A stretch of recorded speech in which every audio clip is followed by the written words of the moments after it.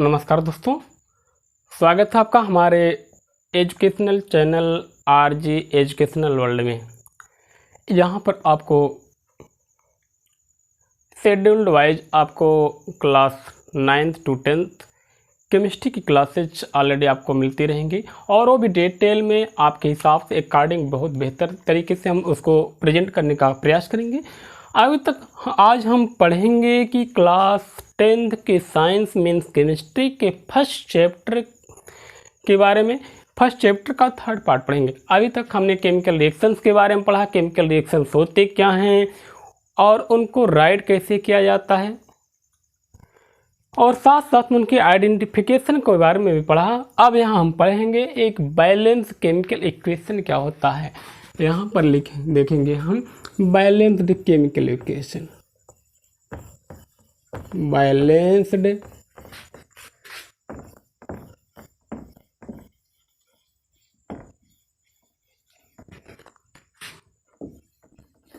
Chemical equation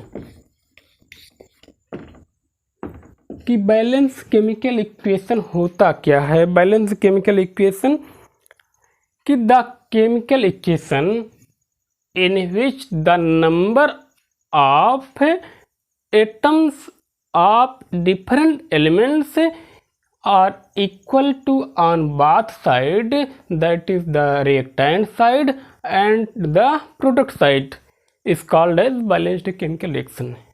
कि ऐसा chemical reaction, ऐसा chemical equation, chemical equation balance chemical equation के बारे में पढ़े हैं कि बैलेंस केमिकल इक्वेशन क्या होता है। कि ऐसा केमिकल इक्वेशन जिसमें रिएक्टेंट की साइड में और प्रोडक्ट के साइड में, दोनों साइड जो डिफरेंट एलिमेंट्स हैं उनके एटम्स के नंबर्स, उनके एटम्स की संख्या इक्वल होनी चाहिए, बराबर होनी चाहिए, उसे बैलेंस केमिकल इक्वेशन कहते हैं। The chemical equation in which the number of different atoms of elements are equal to on both side, that is the reactant side and the product side, is called as chemical balanced chemical equation।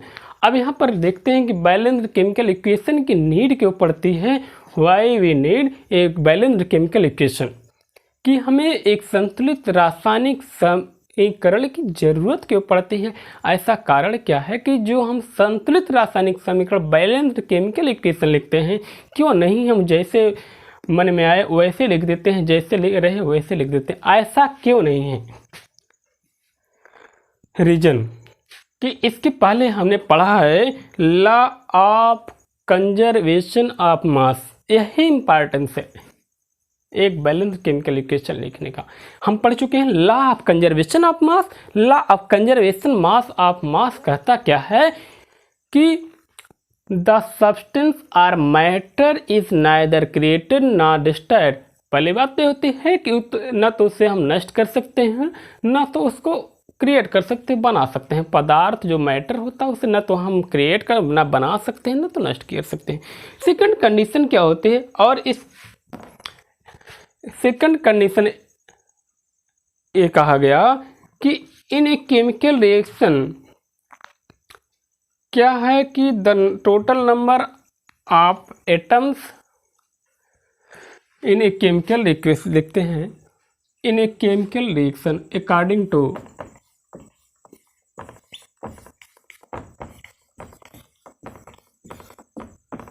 The law of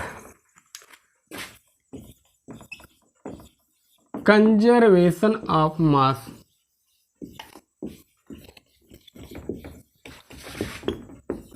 of mass. जैसा कि हम जानते हैं इस law को propose करने वाले एंटोनी लेवासियर हैं, जिन्हें हम हिंदी में लेवासी भी कहते हैं। इन्होंने ही दिया है, एक लॉ दिया है। क्या दिया उन्होंने, कहा कि इन एक the matter is neither created nor destroyed. एक कंडीशन है in a chemical reaction the matter is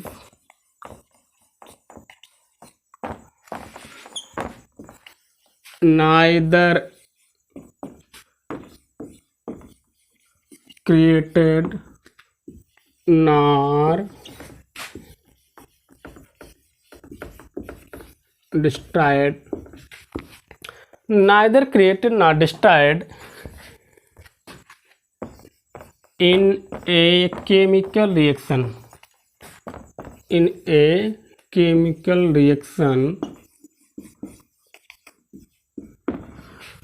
and the total mass of product is equal to the total mass of reactant, and the total mass of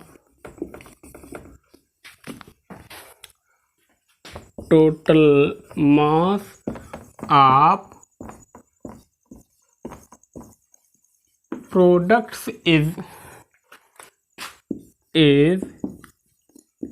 equal to the total mass of reactants।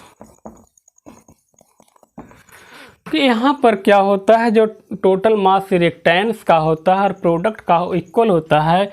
अब यहाँ पर देखते हैं, जैसे कि हम ले लेते हैं H2O प्लस Zn, यहाँ पर बन जाता है ZnOH,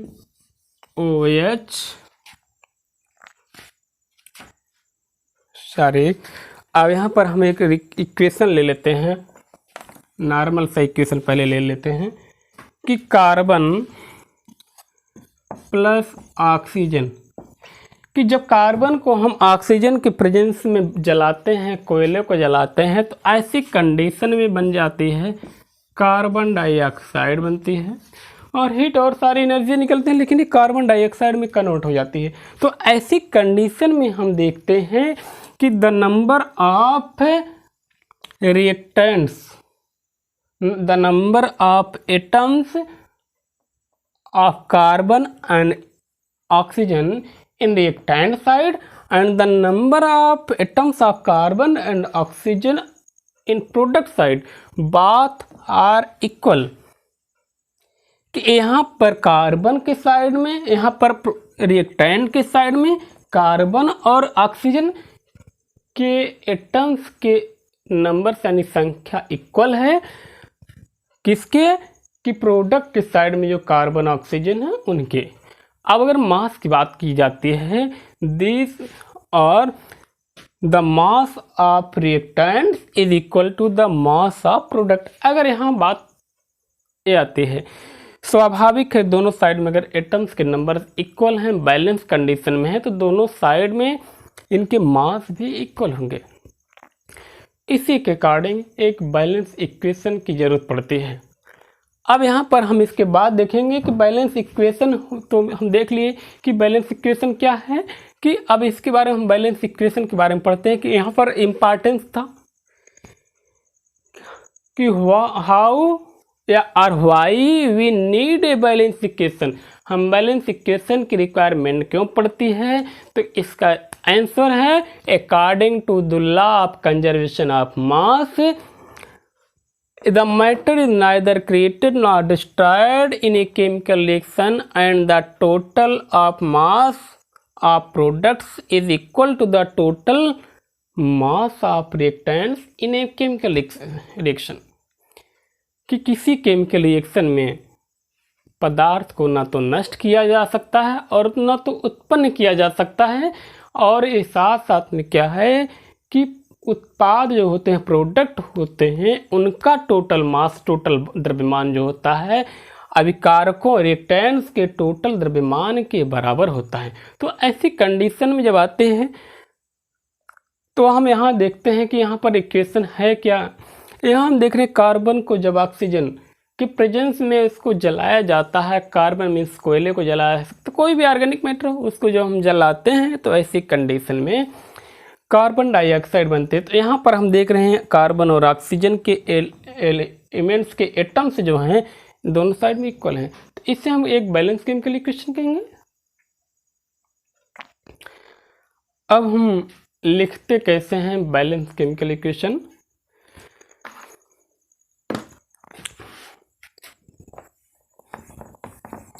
अब इसके बाद हम देखते हैं बैलेंस केमिकल इक्वेशन है क्या,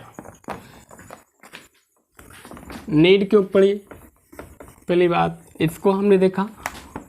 और इसके बाद हम देखते हैं कि बैलेंस केमिकल इक्वेशन होता क्या है।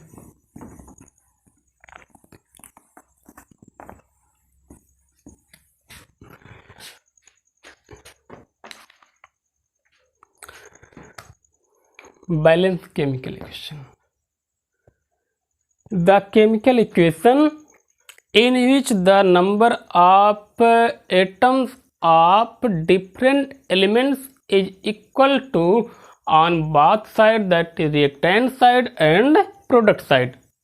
तो ऐसा केमिकल इक्वेशन होता है जिसमें जो उसमें पार्टिसिपेट होने वाले एलिमेंट हैं उनके एटम्स दोनों साइड में बराबर होते हैं, तो उसको हम क्या कहते हैं, बैलेंस केमिकल इक्वेशन कहते हैं। जैसे कि हम ले लेते हैं जिंक का रिएक्शन हम करा देते हैं सल्फ्यूरिक एसिड से, Zn plus H2SO4 that is sulphuric acid. अब इसका जब रिएक्शन हम कराते हैं तो बन जाता है ZnASO4 प्लस H2 यहाँ पर क्या है, गैस है। तो इसे हम क्या कहेंगे, बैलेंस केमिकल इक्वेशन। क्यों? क्योंकि यहाँ पर जिंक के एटम्स जो हैं रिएक्टेंट साइड में प्रोडक्ट साइड में दोनों बराबर हैं, नंबर ऑफ एटम 1 है। और इसी प्रकार से हाइड्रोजन को देखा जाता तो हाइड्रोजन के एटम भी इक्वल हैं। और इसी टर्म में अगर देखते हैं सल्फर और ऑक्सीजन के एटम्स भी इक्वल हैं। इस प्रकार इसको, इस इक्वेशन को हम कहेंगे बैलेंस इक्वेशन या संतुलित रासायनिक समीकरण या बैलेंस्ड केमिकल इक्वेशन। कि ऐसा इक्वेशन, ऐसा समीकरण जिसमें अभिकारकों और उत्पादों के दोनों तरफ विभिन्न तत्वों के परमाणुओं की संख्या बराबर होती है, उसे हम क्या बोलेंगे, बैलेंस्ड केमिकल इक्वेशन या संतुलित रासायनिक समीकरण।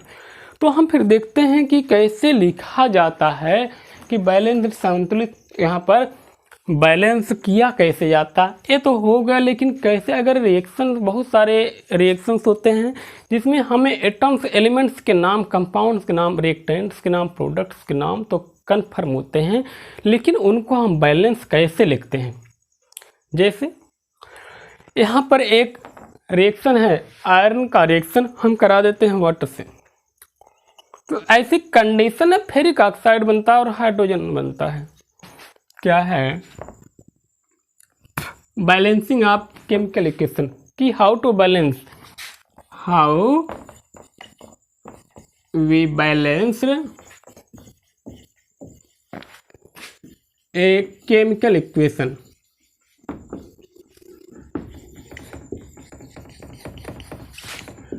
रासायनिक समीकरण को हम बैलेंस करेंगे, क्या कैसे करते हैं। तो सबसे पहले देखते हैं, एक रिएक्शन हम लेते हैं, यहाँ पर आयरन का रिएक्शन कराते हैं Fe प्लस H2SO4, ये भी हो सकता है। इसे न लिखकर हम लिखते हैं Fe प्लस H2, इसका रिएक्शन हम कराते हैं वाटर के साथ, आयरन का रिएक्शन वाटर के साथ कराते हैं, that is rusting of iron, लोहे का जंग लगना भी एक क्या है, रिएक्शन है, इसका एग्जाम्पल है। अब यहाँ हो जाएगा Fe3O2 ferric oxide plus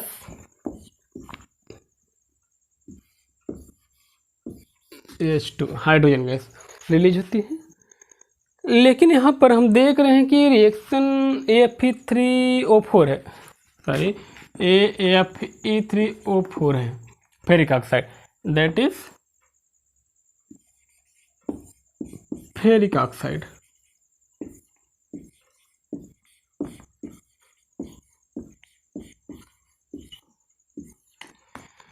ferric oxide बनता है। तो अब यहाँ हम देख रहे हैं कि दोनों साइड में जो इसके एटम्स हैं एलिमेंट्स के, यहाँ पर आयरन के हैं बैलेंस नहीं है, क्योंकि यहाँ पर 1 है और साइड में 3 है। हाइड्रोजन बैलेंस है, बट ऑक्सीजन वहाँ 1 है तो वहाँ 4 है। तो इस प्रोसेस को यहाँ पर लॉ ऑफ कंजर्वेशन ऑफ मास को फॉलो करने के लिए हमें आवश्यक हो जाता है, कंपलसरी हो जाता है कि इस इक्वेशन को हम बैलेंस करें। कैसे करेंगे इसके बारे में हम जानते हैं। स्टेप क्या है, फर्स्ट स्टेप क्या होता है, स्टेप फर्स्ट, इसके लिए कुछ स्टेप्स हैं। पहला है step, draw a box around each component, कह सकते हैं around each formula. Draw a box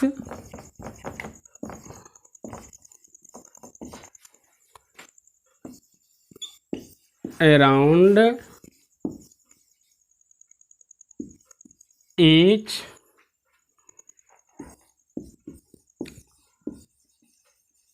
formula on both side,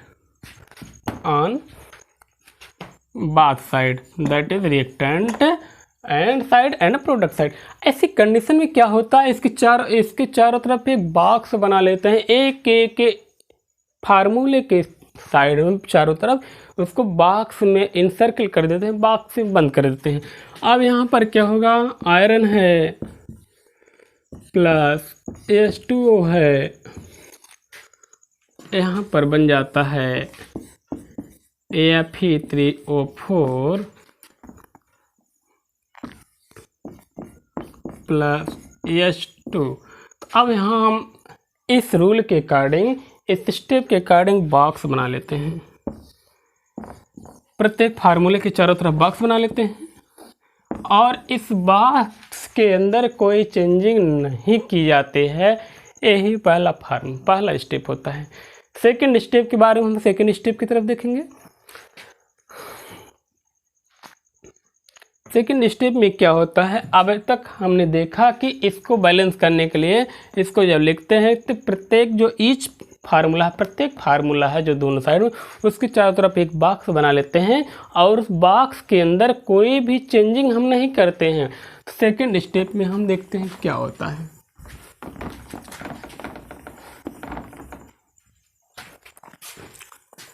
इसके लिए आप हमारे साथ बने रहेंगे, आपको हम इस केमिकल इक्वेशन को बैलेंस करके दिखाते हैं और साथ साथ में अगर हमारे वीडियोस आपको पसंद आते हैं, अच्छे लगते हैं, तो इसके लिए क्या, आप हमारे वीडियोस को लाइक करेंगे और शेयर करेंगे उस हर एक स्टूडेंट तक जिससे कि उसको इसका बेनिफिट मिल सके। नेक्स्ट स्टेप में देखेंगे। स्टेप थर्ड क्या है, पहले हम यहाँ पर लिख ही लेते हैं इक्वेशन को, Fe plus H2O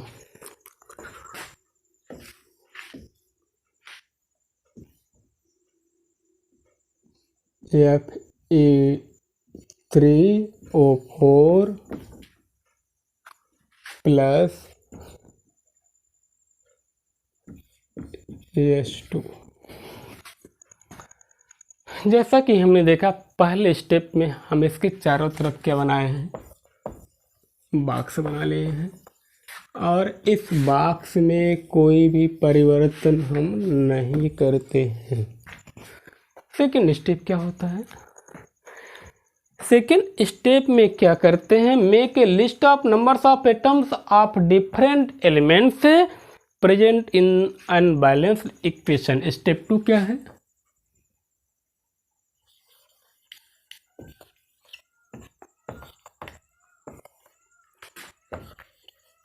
make a list of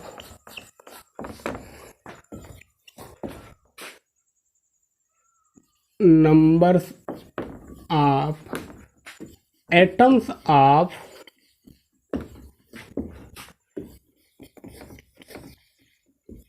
different elements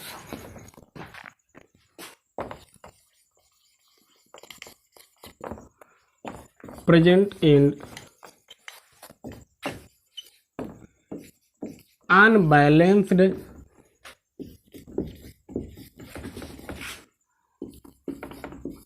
equation. Second step में फॉलो करते हैं कि यहाँ पर जो अनबैलेंस्ड इक्वेशन, उसमें जो डिफरेंट एलिमेंट्स के एटम हैं उनकी एक लिस्टिंग बना लेते हैं, हम टेबल बनाते हैं। फर्स्ट क्या है, यहाँ पर एलिमेंट्स के नेम लिखते हैं। एलिमेंट्स कौन कौन से एलिमेंट्स हैं, अब यहाँ लिखते हैं numbers of atoms in reactants are LHS, LH left hand side में। सेकेंड क्या है, numbers of atoms in products in are कह सकते हैं in RHS right hand side. अब यहाँ देखते हैं कौन कौन से एलिमेंट्स हैं, इन सब के बारे में हम देखते हैं एलिमेंट्स हैं कौन कौन। देख रहे हैं यहाँ पर आयरन है, सेकेंड देख रहे हैं यहाँ पर हाइड्रोजन है, थर्ड देख रहे हैं ऑक्सीजन है। इन तीनों के बारे में हम देखते हैं। अब देखते हैं इस साइड में रिएक्टेंट साइड में कितने नंबर से हैं, इस साइड में नंबर ऑफ आयरन्स देखते हैं। रिएक्टेंट साइड में 1 है, यहीं पर प्रोडक्ट साइड में देखते हैं 3 है। सेकंड में हम हाइड्रोजन को देखते हैं, हाइड्रोजन उस साइड में किधर कितना है, उस साइड में कितना। हाइड्रोजन दोनों साइड में देखते हैं, बैलेंस कंडीशन में लगभग है 2 है। थर्ड स्टेप क्या है, यहाँ पर ऑक्सीजन देखते हैं, यहाँ पर ऑक्सीजन 1 है, वहाँ पर 4 है। यहाँ पर ऑक्सीजन यहाँ पर 1 है और यहाँ पर क्या है 4 है। तो सबसे पहले क्या है, अब इस लिस्टिंग बना लेते हैं। तो इससे नेक्स्ट स्टेप में क्या करते हैं, हम ऐसे एलिमेंट को चूज करते हैं, ऐसे एलिमेंट को जिसके number of atoms maximum number में हों। अब यहाँ क्या करते हैं, स्टेप थर्ड अगर देखते हैं, नेक्स्ट स्टेप है selection of elements having maximum number of atoms. सबसे पहले हम क्या करते हैं, बैलेंस क्या करते हैं, we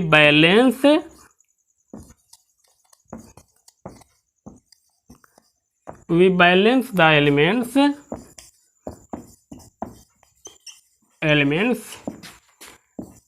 having maximum numbers of atoms, कि जो element maximum number of atoms है उसको हम बैलेंस करते हैं। तो यहाँ पर देखते हैं मैक्सिमम नंबर ऑफ एटम्स जो हैं ऑक्सीजन के हैं। तो इसके लिए क्या करते हैं, ऑक्सीजन को बैलेंस करते हैं।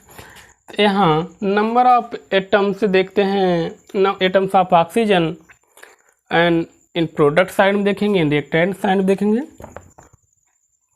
अब यहाँ लिस्ट बनाते हैं इसकी भी, numbers of atoms of oxygen,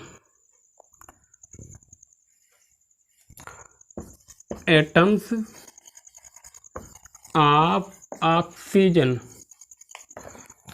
atoms of oxygen किस साइड में, अब इन रिएक्टेंट साइड में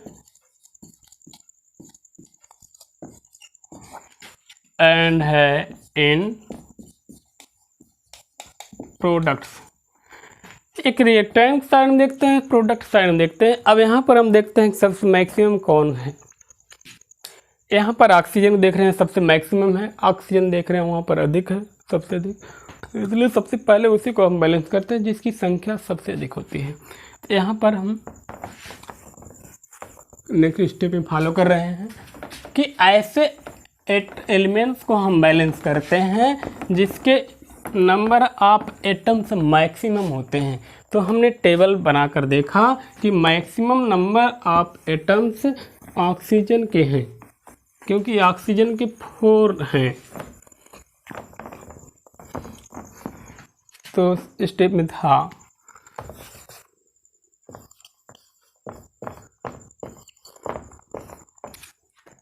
किसको बैलेंस करते हैं, जो मैक्सिमम नंबर ऑफ एटम्स हो उसको हम बैलेंस करते हैं। इसके लिए हम क्या करेंगे, ऑक्सीजन यहाँ पर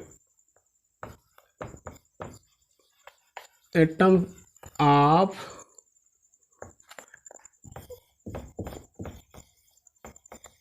ऑक्सीजन, एटम्स ऑफ ऑक्सीजन हैं। इधर रिएक्टेंट साइड में कितने हैं, प्रोडक्ट साइड में कितने हैं, यहाँ लिखेंगे इन रिएक्टेंट,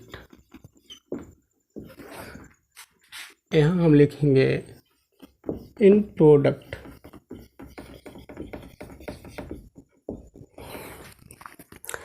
अब यहाँ 2 कंडीशन आते हैं, एक तो इनिशियल फेज में है, शुरुआती कंडीशन में कितने हैं, तो यहाँ हम लिखेंगे इन इनिशियल फेज क्या है, इन इनिशियल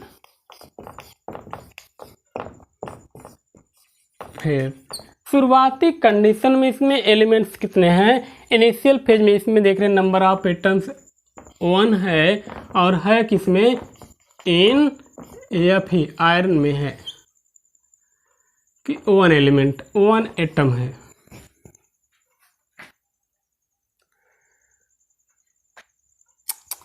सॉरी, इसमें किसका है, atoms of oxygen initial condition में हूँ। देखते हैं एटम्स ऑफ ऑक्सीजन, अब यहाँ देखते हैं कब कब है। इसके लिए एटम्स ऑफ ऑक्सीजन फर्स्ट क्या है, इन इनिशियल कंडीशन में, इनिशियल कंडीशन में यहाँ पर 1, यहाँ पर रिएक्टेंट में देखते हैं 1 है, और है किसमें, इन यानी आयरन के रूप में है। सेकेंड कंडीशन में इस साइड हम देखते हैं कितना है ऑक्सीजन, नंबर ऑफ ऑक्सीजन यहाँ पर 4 है किसमें, इन Fe3O4 फेरिक ऑक्साइड में, इनिशियल कंडीशन में है। और जब इसको हम बैलेंस करते हैं तो फिर क्या करते हैं, यहाँ पर देख रहे हैं सेकेंड स्टेप क्या होता है, टू बैलेंस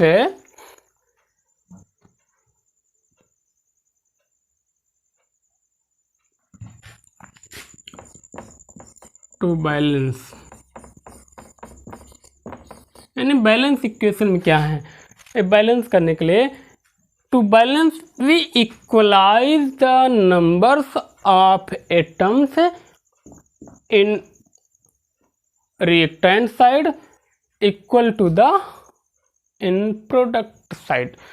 ऐसी कंडीशन में हम इक्वलाइज करते हैं। सबसे पहले एक पार्शियली बैलेंस इक्वेशन है। अब इसी कंडीशन में यहाँ पर देखते हैं आयरन, नंबर ऑफ आयरन यहाँ पर 1 है और वहाँ पर 4 है।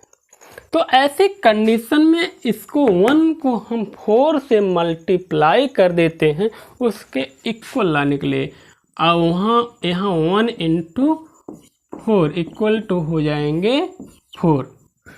अब यहाँ आयरन में हम 4 का मल्टीप्लाई कर देते हैं साइड में, और यहाँ पर कोई भी चेंजिंग नहीं करते हैं, इसलिए यहाँ पर तो 4 है ही है। ठीक है, तो ऐसी कंडीशन में कोई चेंजिंग भी नहीं कर सकते हैं। या तो हम चाहें और इसमें कोई चेंजिंग भी ना करें तो भी कोई फर्क नहीं पड़ता, या तो हम इसको 4 को 1 से मल्टीप्लाई कर देते हैं इक्वल टू 4। अब हम इस इक्वलाइज्ड, पार्शली इक्वलाइज्ड, आंशिक रूप से संतुलित, पार्शली बैलेंस्ड इक्वेशन को लिखते हैं। आंशिक रूप से जो थोड़ी कंडीशन में भी संतुलित हुआ है उसको लिखते हैं। अब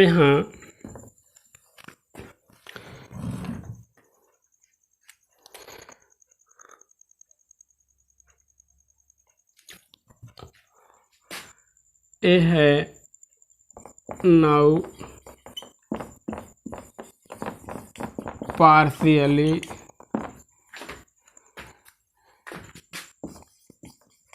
balanced equation. Partially balanced equation के बारे में अगर हम देखते हैं तो ऐसी कंडीशन में क्या है, यहाँ पर एफ ई है in box within the box, A भी इनसाइड द बॉक्स है, Fe3O4 है, ए भी विद इन द बॉक्स है, प्लस S2 है, ए भी विद इन द बॉक्स है। तो ऐसी कंडीशन में इसको बैलेंस करने के लिए हमने यहाँ पर देखा कि यहाँ से हमने 4 से मल्टीप्लाई किया है और 1 से मल्टीप्लाई किया है। इस प्रकार से ए बैलेंस इक्वेशन है, बट ए पार्शियली बैलेंस्ड है। यहाँ पर आयरन तो बैलेंस हो ऑक्सीजन तो बैलेंस हो गए, सॉरी यहाँ पर इसको इन नंबर सॉरी यहाँ पर हमने देखा इन H2O था, 4 से बैलेंस किया है और यहाँ इन Fe4 था। यहाँ हमने देखा कि H2O में ऑक्सीजन 1 था, वहाँ पर Fe3O4 में था। तो ऐसी कंडीशन में हम देखते हैं बैलेंस करने के लिए यहाँ पर हम 4 से मल्टीप्लाई कर देते हैं और यहाँ पर वहाँ पर कोई हम चेंजिंग नहीं करते हैं। इस प्रकार से balance partially balance chemical equation Fe+4H2O equal to Fe3O4 plus H2। अब ऐसी कंडीशन में बैलेंस इक्वेशन होता है, पार्शियली बैलेंस इक्वेशन है, इसको हम लिखते हैं। इसके बाद हम नेक्स्ट स्टेप में फिर देखते हैं कौन सा एलिमेंट अभी भी बैलेंस नहीं है और उसके मैक्सिमम नंबर ऑफ एलिमेंट्स कैसे हैं, फिर उसके बाद लिस्टिंग हम करते हैं। अब यहाँ पर हम देखते हैं सेकेंड स्टेप में कौन सा ऐसा एलिमेंट है जो कि बैलेंस कंडीशन में अभी नहीं है। स्टेप 4 देखते हैं, फिर हम ऐसी लिस्ट बनाते हैं, फिर हम उसी को देखते हैं जो मैक्सिमम नंबर ऑफ एटम्स जिसके पास है बट बैलेंस कंडीशन में नहीं है। तो इसके लिए हम देखते क्या हैं, यहाँ पर हाइड्रोजन 8 है और यहाँ पर 2 है, बाकी सब तो उससे कम क्या हैं। अब यहाँ तो इसके लिए हम सबसे पहले बैलेंस करते हैं, उसके बाद तब आयरन को करेंगे। नाउ वी बैलेंस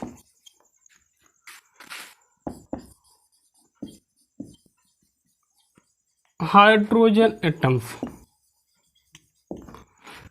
अब हाइड्रोजन एटम्स को हम बैलेंस करेंगे।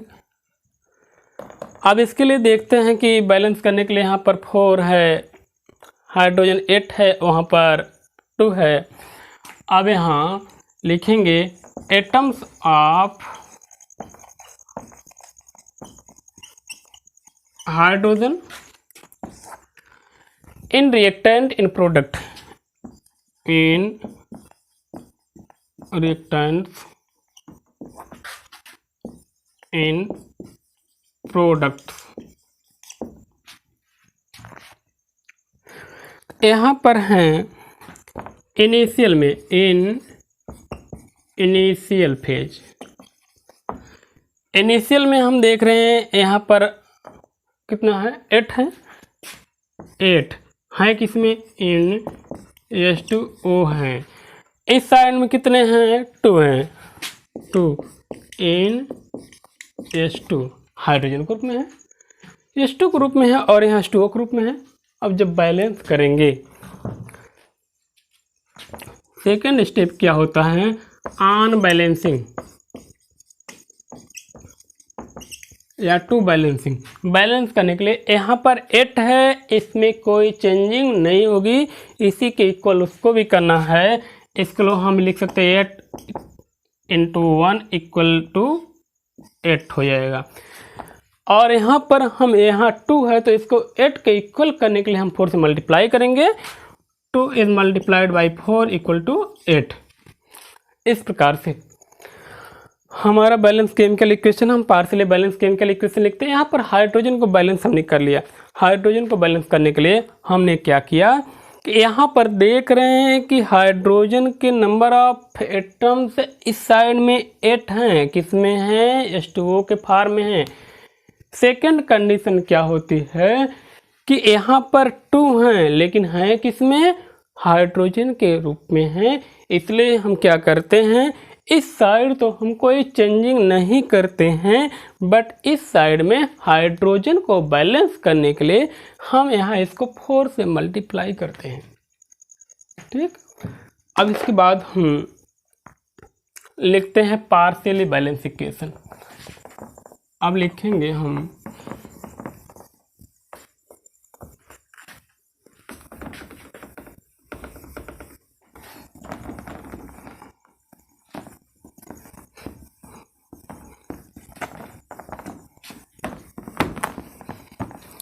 पार्शियली बैलेंस इक्वेशन को लिखेंगे क्योंकि यहाँ पर हमने हाइड्रोजन को फाइंड कर लिया। अभी तक हमने ऑक्सीजन को ही बैलेंस किया था, अब तक, और हमने अब हाइड्रोजन को भी बैलेंस कर लिया। अब यहाँ लिखेंगे हम पार्शियली बैलेंस्ड इक्वेशन।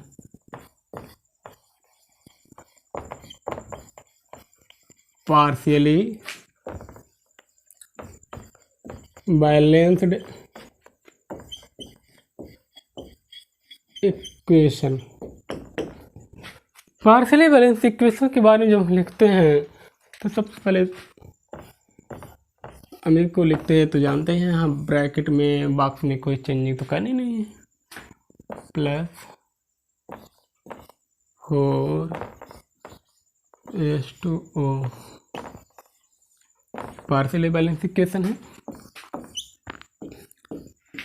Fe3O4, यहाँ भी बॉक्स में कोई चेंजिंग नहीं करते हैं। प्लस यहाँ पर हम इसको मल्टीप्लाई किए हैं H2 को हम 4 से। ये रहा हमारा पार्शियली बैलेंस इक्वेशन। अब यहाँ बचा क्या है कि बैलेंस करने के लिए यहाँ पर सिर्फ यहाँ पर देख रहे हैं ऑक्सीजन बैलेंस हो गया, 4 इस साइड 4 उस साइड, हाइड्रोजन 8 इस साइड 8 उस साइड में है। अब बचा क्या है जो बैलेंस करने के लिए, अब बैलेंस करने के लिए बचता है सिर्फ आयरन। तो ऐसी कंडीशन में नेक्स्ट स्टेप क्या है, स्टेप नंबर जो होता है 5 हो या 4, कोई भी स्टेप होता है, इसमें हम बैलेंस करते हैं। स्टेप 5 ही ले लेते हैं, स्टेप 5 है next step. Now we balance iron. हम आयरन को बैलेंस करते हैं, इसके एटम्स को, आयरन एटम्स को बैलेंस करते हैं, आयरन एटम्स। जैसा कि हम देख रहे हैं दोनों साइड में आयरन की कंडीशन। अब यहाँ देख रहे हैं 1 है, वहाँ 3 है, तो इसके लिए हम बैलेंस करते हैं। एटम्स ऑफ आयरन कहाँ किस कंडीशन में है, इन रिएक्टेंट्स में कितने हैं, इन प्रोडक्ट्स में कितने हैं। अब रिएक्टेंट्स में इनिशियल फेज में देखते हैं, फर्स्ट इन इनिशियल, सेकेंड में देखेंगे फाइनल में। इन इनिशियल कंडीशन में हम देखते हैं यहाँ पर आयरन कितने हैं, आयरन इस साइड में 1 है और है किसमें, इन Fe आयरन के रूप में है। और इस साइड में हम देखते हैं किस रूप में है, इस साइड में 3 है लेकिन किस फॉर्म में, इन Fe3O4 के फॉर्म में। तो ऐसी कंडीशन में देख रहे हैं वहाँ पर 3 है, यहाँ पर 1 है, तो इसको बैलेंस करने के लिए हम उसके इक्वल कर देते हैं। अब यहाँ टू बैलेंस क्या करेंगे हम बैलेंस करने के लिए, टू बैलेंस इसको हम 3 से मल्टीप्लाई कर देंगे। 1 is equal to 3, 1 is multiplied by 3 equal to 3 and 3 is multiplied by 1 equal to 3। यहाँ पर इसको 1 से मल्टीप्लाई करते हैं, इसको 3 से मल्टीप्लाई कर देते हैं, इस प्रकार से बैलेंस हो जाता है। अब यहाँ पार्शियली बैलेंस, इसके बाद फिर हम लिखेंगे बैलेंस इक्वेशन। इसको म्यूचुअली हम 3 से मल्टीप्लाई किए हैं। अब इसको लिखेंगे नाउ वी राइट